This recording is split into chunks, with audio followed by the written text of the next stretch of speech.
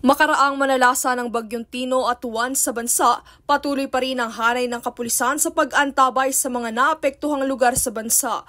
Kabilang narito ang pagsasagawa ng inspeksyon sa Command Center ng Philippine National Police kung saan personal itong binisita ni PNP Acting Chief Police Lieutenant Jose Melencio Natatis Jr. nitong Lunes. Kasama ng hepe si Police Colonel Ramon Pranada, hepe ng PCC na sumubaybay sa mga operasyon ng pulisya at mga hakbang sa pagtugon sa mga lugar na naapektuhan ng bagyo. Sa naging pagbisitang ito, nagbahagi si Natatis ng mga tagubilin para mapanatili ang maayos na koordinasyon sa mga lokal na pamahalaan, pambansang ahensya at mga responder. Kaugnay nito ay patuloy rin ang pagbabantay at pagtitiyak na ang mga operasyon para sa relief, rehabilitasyon at seguridad ay maayos na naisasagawa.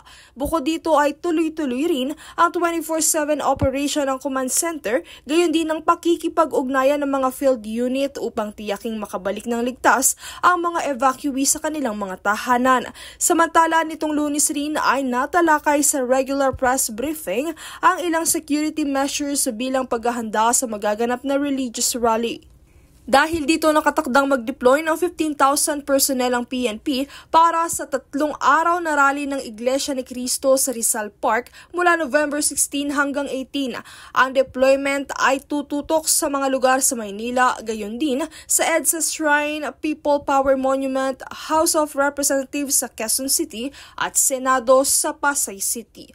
Princess Castro nag-uulat para sa Golden Nation Network.